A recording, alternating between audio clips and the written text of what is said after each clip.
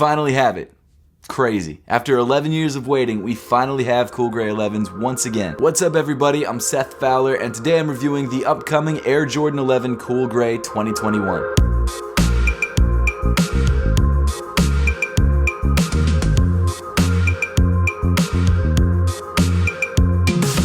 So the first and only pair of Cool Gray 11s I've ever had was actually a 2010 pair, which looking back on it, I'm pretty sure was fake. So what happened was, a couple months after the shoe released, I think it was 2011, I was on Buy Sell Fresh Kicks Philly, the premier Facebook Philly marketplace for buying and selling sneakers back in the day, and I found someone selling a pair. It was a used pair, I think for like 150 bucks. And at the time, I didn't really know much about fake sneakers, and I didn't even realize the price was that low. And I remember when I went to go pick up the shoes from the guy, he was wearing a pair of unreleased Air Jordan 11s that were supposed to release later that year. I think it was like March or April of that year, so like 9 months too early. And that kind of made me think, okay, well, he got obviously fake pairs of this new version coming out.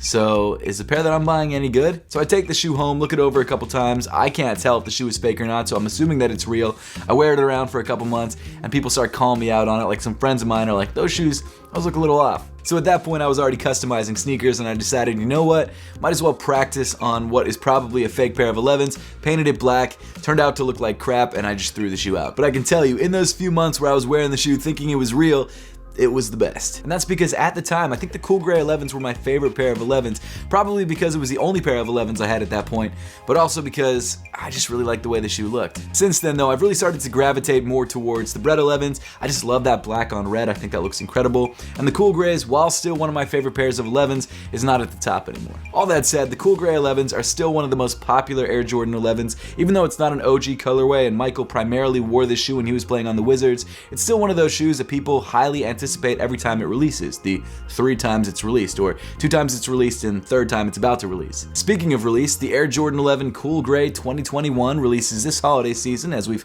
come to expect from Air Jordan 11 releases, on December 11th for a retail price of $225, which yes, definitely seems high. To be fair though, I bought this pair off Goat Instant Ship and paid double that, but it's worth it to give you guys an early look and a full review. And actually, speaking of Goat, if you guys want to grab a pair of these sneakers early, or maybe just check the resale price, I've left an affiliate link in the description below. Even though the Cool Gray 11 is sure to be one of the most available Air Jordans from Jordan Brand this year, it's still going to be on a lot of people's most anticipated lists, and probably also a lot of people's top 10 lists. And one of the reasons for that is because people have come to expect Christmas time releases of popular Air Jordan 11s. And in addition to the shoes themselves, one of the things that people have come to anticipate about these releases is actually also the packaging. So to fill you guys in on what you can expect from this year's Air Jordan 11 holiday release, let's take a look at the box. So the top half of the box comes in this light warm gray color with this white Jumpman printed on the top, overlaid with this darker Air Jordan text. The bottom half of the box comes in a darker gray, and what's interesting about this is that it really looks like the side of the sneaker. The top half of the box comes in the lighter suede color,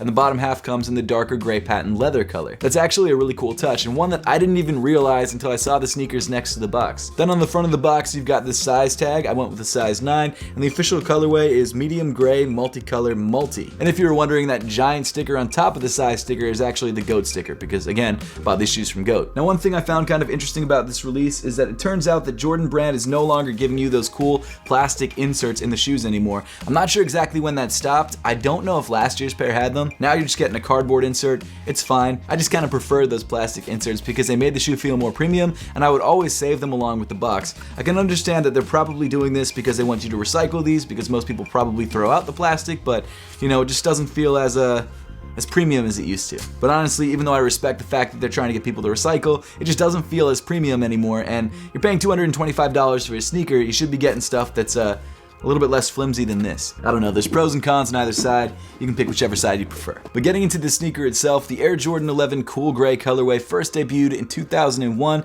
and was re-released in 2010, the release that most people probably remember. Meaning that this 2021 release is actually 20 years from the original release of the shoe. I know a lot of people were expecting this shoe to drop in 2020 because it's like the 10-year anniversary from when it last dropped, but I think this 20-year anniversary makes a lot more sense. But diving into the materials that make up this sneaker, around the toe of the shoe you've got this dark dark medium gray colored patent leather. Patent leather, as you can see, wraps around the entire base of the upper of the shoe and has a seam on the medial side. Because we've been getting releases like this since 2016, most people are already familiar with this, but this shoe does feature the higher patent leather cut, which is truer to the OG. Back in like the early 2010s and late 2000s, people had become used to like this lower cut patent leather look, which I actually kind of preferred. I like the more like speedy look of the sneaker, but it seems like Jordan Brand is trying to go back to the original aesthetic and give you a slightly higher cut on the patent leather, which I think a lot of people appreciate. In addition to that, you've got these seemingly raw edges around the top of the patent leather, as well as these peaks on the toe and around the sides of the sneaker, which back in like the mid or I guess early 2010s, people were using as indications of the sneaker being fake,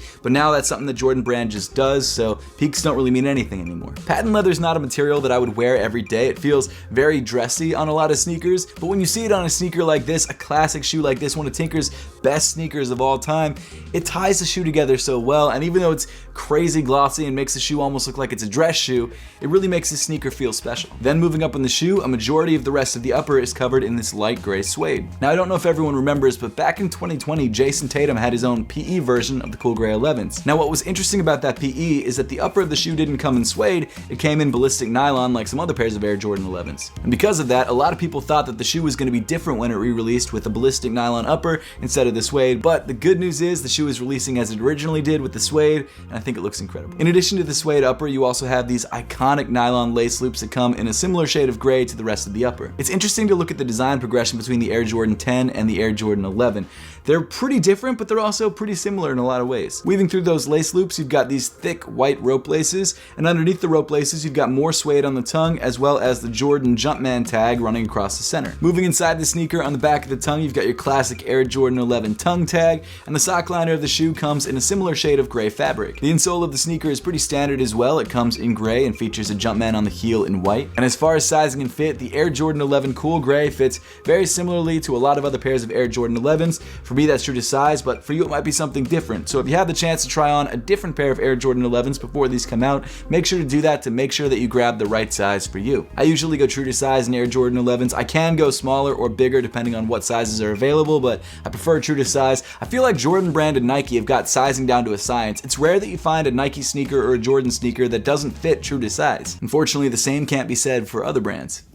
Adidas, I'm looking at you. Continuing back on the shoe, you've got more gray suede, and on the lateral side of the sneaker, you've got that iconic Jumpman embroidered into the heel in white. Finally, moving around to the back of the shoe, you've got that iconic sort of pressed 23 logo printed onto the back of the sneaker. Unfortunately, it's not embroidered, it's printed, but you know what? We can't have nice things every year. Then moving down on the shoe, you get to this bright white Air Jordan 11 midsole, which obviously has that carbon fiber plate in the midfoot of the medial side. And finally, moving to the bottom of the sneaker, you've got this icy blue outsole. I can't remember exactly what it was, but in one of my previous videos, I showed a picture of the upcoming 2021 Cool Grays, and someone actually left a comment and said, they have icy blue outsoles? I always thought they had like yellow outsoles. And I guess that's someone who's not been into sneakers for that long, but at the same time, I completely understand why they thought that, because every single pair of Cool Grays that exists, other than these new ones, they all have yellowed outsoles. So hopefully these new Cool Gray 11s don't yellow as quickly, but I'm not holding my breath. So to round everything up, the Air Jordan 11 Cool Gray 2021 is a pretty true to the original version of the Cool Gray 11s. The higher cut patent leather, the suede, the icy outsole,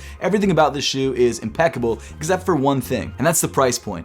$225. That's insane. Last year it was $220. The year before that, I think it's been $220 for a while, but $225. And I understand that there's some inflation creep there, but at the same time, that's a lot of money for a shoe that's essentially the same materials as previous Air Jordan 11s. It's not like they upgraded the materials on these Cool Grays. And for the 500,000 or million pairs that they end up producing, it could even be more than a million. I have no idea. But for the amount of pairs that they're going to release of these, they're going to make bank off that $225 retail price point. And at the same time, I guess I can't really blame them, because people are going to buy these, they're going to sell out. I'm going to buy a pair of these. I mean, I already did, but I might buy a second pair. I suck. So I guess they're just capitalizing on the hype, which I guess you really can't blame them for. I just wish they kept the price point at $220. $225 seems excessive. I know it's just a $5 difference, but they're slowly creeping their way up, and it's just going to happen whether we like it or not. So to round this video off, I'm going to give this shoe an arbitrary Seth rating of